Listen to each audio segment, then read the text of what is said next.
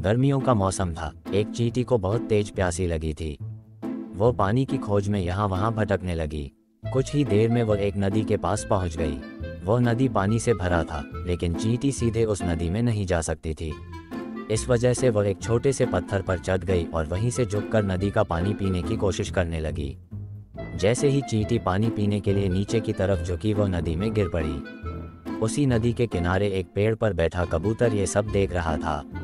उसे चींटी की हालत पर दया आ गई और उस कबूतर ने चींटी को बचाने की योजना बनाई।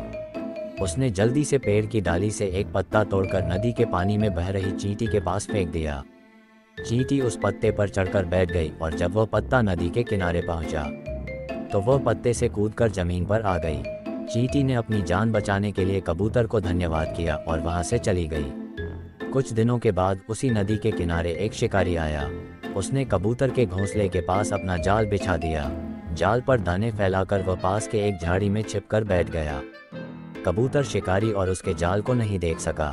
उसने जमीन पर जब दाना देखा तो वह उसे चुगने के लिए नीचे उतर गया और शिकारी के जाल में फंस गया। उसी समय चींटी भी वहां आ गई थी। उसने कबूतर को शिकारी के जाल में फंसता हुआ देख लिया था।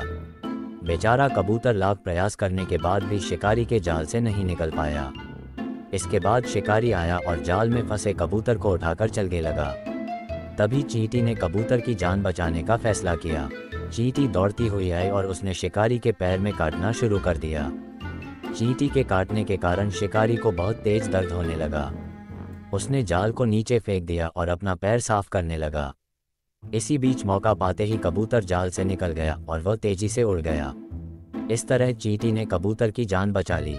इस कहानी से हमें यह सीख मिलती है कि अगर कोई बिना किसी स्वार्थ के किसी की मदद करे तो उसका अच्छा परिणाम भी कभी न कभी जरूर मिलता है। अच्छे व्यक्ति के साथ हमेशा अच्छा ही होता है।